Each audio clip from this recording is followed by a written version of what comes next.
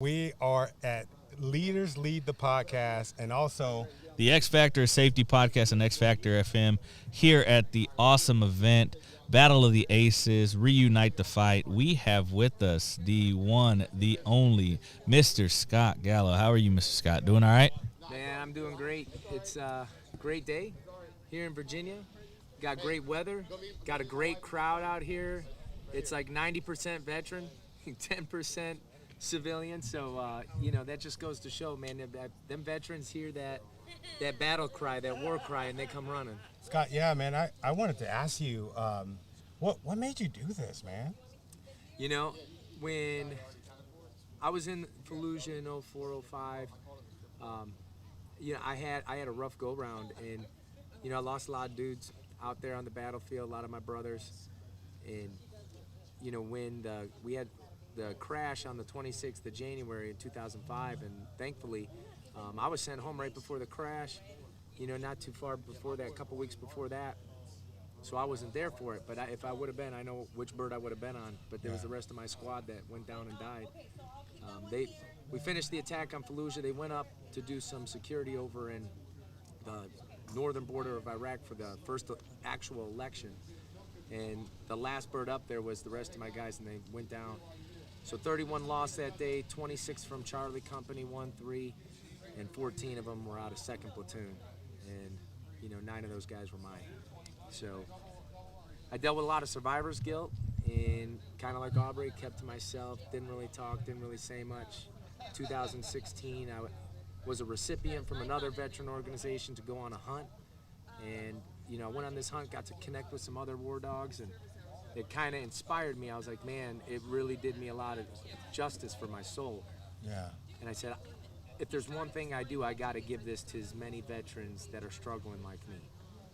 So I sat, pondered, thought about the idea, contacted some of my fellow Fallujah buddies and gave them my idea and said, hey, this is what we want to do. What do you think? And they said, let's do it. So between building a website and setting up, T-shirts and apparel lines and getting logos and all that kind of stuff together, just a couple of dumb crayon-eating grunts that got it done, I love it, man. One thing that I got to tell you, I had a moment where I was just like, oh man, you've been an idiot for these last 10 years that I've been out of the military. One thing that I haven't done was attend events like this. It brought me back to those moments. Like, I felt like I was in formation this morning, bro. And my eyes got watery. I mean, for everybody that's watching, I'm a crybaby. I think everybody knows that. I'm a crybaby, but it was really, really, really special. Can you talk about how, or if doing things like this, like if it's cathartic for you? Yeah, so, this is my therapy now. I get a lot of good out of this. It keeps me focused. It keeps me humble. I get to meet guys like Aubrey McDade, Sergeant Major Kent. I get to go drink in his tavern that's Mimics Ton Tavern, Pennsylvania, And I get these great, awesome opportunities that I also get to give to other veterans. But being out there, like you said, tearing up, watching the 8th and I drill team this morning, like watching these young warriors carry on our legacy, watching the old warriors look at us like inspired by our enthusiasm and inspiration to get other guys like you all here today to let people know what we're doing and get others involved. So it's just something I plan on continuing on, but it can't continue on without the help of other warriors like yourselves. So y'all hear that? Y'all hear that, folks? Any veterans out there that are watching, that are listening, again, we need everybody. We need everybody to come. So one question I do have for you, Scott, what would you tell a younger you? What advice would you give a younger you? A younger me? Yep. Going into the military or just in general? Either or. Either going into the military or, a younger you not going into the military. What would you give yourself? What advice would you give yourself? Well, I could tell you it's pretty simple in my eyes. I mean, if I had one piece of advice to give anybody, whether military or not, you get what you put in. So if you ain't putting 110, 120% into your life, or if you ain't putting 110, 120% into your craft, whether you're trying to be a basketball player in high school or whether you're trying to be a track star in college, or just a good student, you know, or a good child or a good parent, if you don't put 120% effort into that on a daily basis, then you're not going to get the results. And if you want to get results, you got to make sacrifices.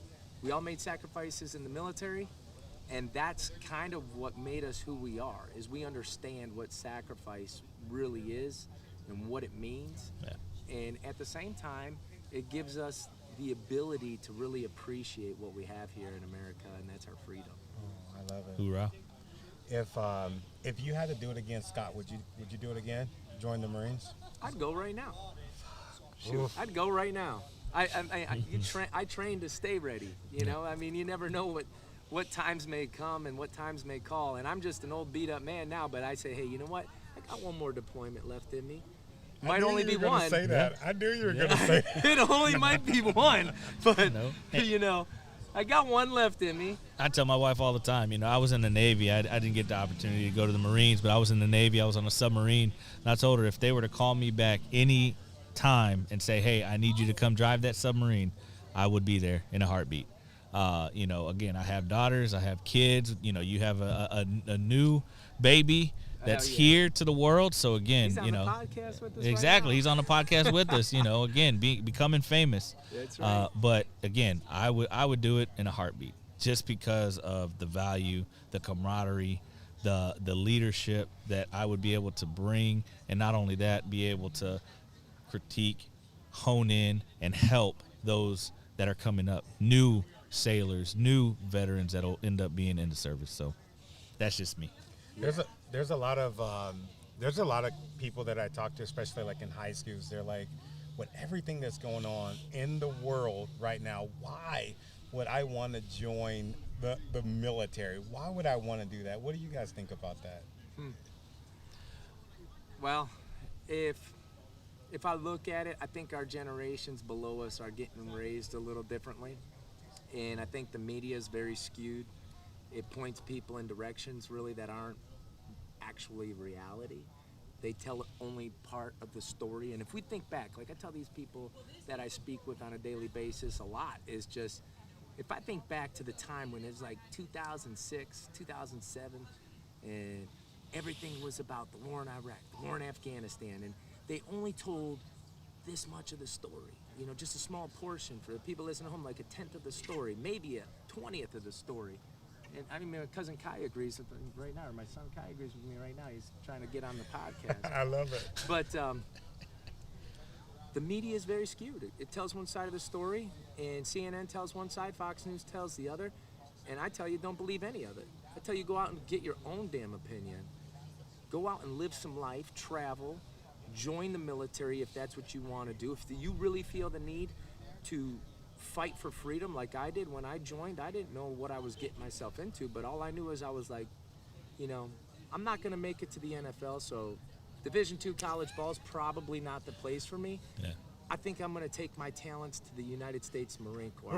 I didn't do the LeBron James to South Beach. You didn't have a meeting? Hoorah. No, I took it down to Paris Island, and then they took it to me. So, Hoorah. you know, I was just fortunate enough to do my time and make it out in one piece.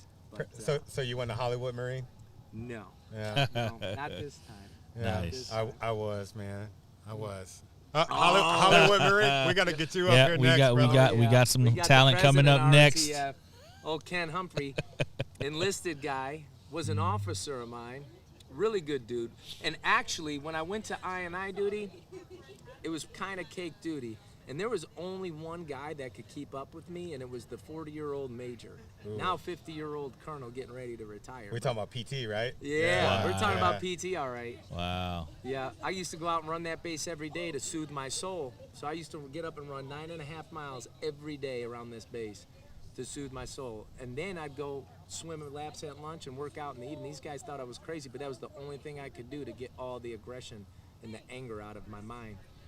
And it kept me fair balance. So it also put a toll on my body, though. Now I'm getting ready to turn that door to 40, and my body's letting me know every day. So that's why I say I got one more deployment left. I hear you, man. Yep. Hey, at least you know your number, man. You're doing some beautiful, beautiful things. Can you talk a little bit about what Reunite the Fight has coming up next? We're at the event right now, but man, you were telling us all kinds of stuff. So I want people to know, especially both of us, we have a high population of veterans that follow both of us. So it would be really cool so that they can know and have some sort of outreach. So I'll give you a couple of phases here. So phase one, we'll talk about what does Reunite the Fight need. So Reunite the Fight, I talked a little bit about it with the crowd here today, but Reunite the Fight is ready to blossom. It's ready to grow. I get so many phone calls from veterans who need help to trips that people want to donate. But we only got so many volunteers. I mean, I go on about 20 of these trips a year. I need more Scagatos. I need more people to get out there and lead the charge, be the squad leader on the ground, making sure that these guys get to the trips in one piece and they make it home to their families in one piece. And have some fun in between and meet some incredible people and hear their stories and share them with the world, because that's what I do every day when I come on these events. Phase two is, we leave here and we go to Texas in about 9 days, and we're going to take 8 amazing veterans on a hunt of a lifetime. Something that they're never, ever going to get to experience probably ever again in their life, because it's expensive, but BRB Ranch, they're good friends of ours. They hook us up, they show us a good time, and they really support the veteran community. So, we have some duck hunts. We got a campaign right now that's supported by Cabela's and Delta Waterfowl called Whistling Wings for Warriors. And if you know anything about camaraderie or the military in itself, camaraderie is the staple. Like when we are in the uniform serving, the first thing that's ripped from us after we leave is that camaraderie. And sometimes that camaraderie was our mission. And the mission being keeping our brothers to the left, front, right, rear and left, right and rear and left and front, all that, all the directions. Covered North, in south, the line, east, west. brother. Yeah. Hey, we got to keep each other safe. Yeah. So, that is the staple of what Reunite the Fight is about. And a sergeant major we had on a trip said it best. He said, the golf, the fishing, the hunting, the bennies, the beer, that's all great. But just being together, that's priceless. Yeah. And you can't buy that. You can't buy that. They always said in the military, this is our family away from family. Yeah. And now you guys are my family, just like everybody else who showed up here today. Oh, love it, brother. Yeah, no, I greatly appreciate being invited to assist in something so great. So with that being said, any final questions from you, Tony? No, man, I just wanted to tell you thank you, man. This has definitely been an eye-opener for me. And I wanted to tell you, man, I'll say it right here so that I can have a little bit of accountability. I would like to team up with you guys and do whatever I can, man, to raise awareness, whether it's go out there on those trips. I know my wife is watching right now saying, what are you volunteering for? But this is a mission, a worthy mission. So, man, you definitely have my support. And if there's anything, I'm not going to say that. If there's anything I can do, I'm not going to say that. Bro, no, I'm going to challenge you now, Tony. Challenge me. I'm going to challenge you. I'm going to challenge you because, I know these guys right here, they speak it real. They're not trying to give you guys any bum scoop, as we call it. They're not the Lance Corporal Underground. They're not skewed views from CNN and Fox News. They're just giving you some real reality veteran TV here from things that we're doing out here in the veteran community that can benefit ourselves. But if you got a vet that's got a problem with a disability claim, needs to get out of his house because he just needs a break from life, or is struggling with PTSD and the horrors of combat, reach out. www.reunitethefight.org. You can contact us there. There's an email. It's info@reunitethefight, or just email me directly at scott@reunitethefight.org. But if you guys don't mind, I want to take a minute. I got this book here, okay? So I don't know where it is in the video. Yeah, the camera right here, yeah. So we got this book called The Rifle. Now, Andy Biggio, another fellow devil dog, he wrote this book, okay? Now, this is about World War II. And this is about all the guys, when I joined the Corps, when you guys joined the military, these were the people, we heard their stories, and we were like, whoa. They went through some stuff, right? You watch The Pacific or Band of Brothers. But what's even cooler is he has these special edition hardcover books that are autographed by all the men that he wrote about in this book. Now, this book takes you through a journey. Yes.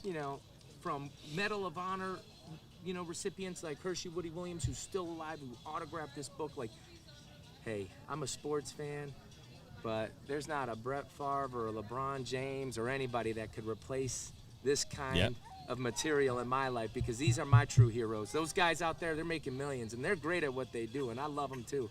But these guys are why we're here today and exist and have the ability to have sports here in this country. So what I'm offering up is we're going to auction this book off here today at the golf event. But on a future podcast, I got 4 of these copies, so I'm going to have another one.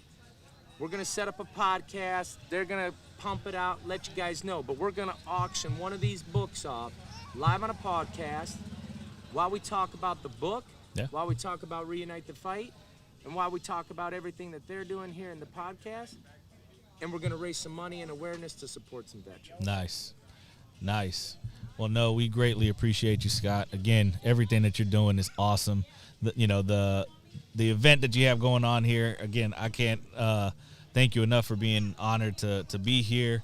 My man Tony, who actually got me connected and getting us ready for this, so greatly appreciate it. Yeah, we'll definitely get that going for the rifle and get that auction.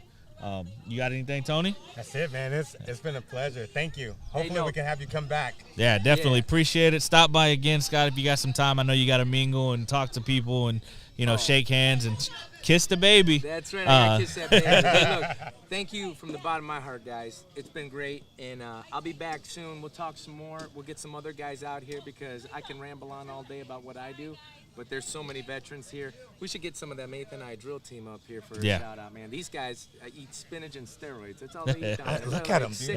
6'8". I mean, they make LeBron James look small. Dude, they walked in here, and I'm like, man, who the hell are those guys? So there you go. We're going to take a quick break. We're going to hydrate, and then we'll come right back here on the X Factor. Safety Leaders Lead the podcast in X Factor FM.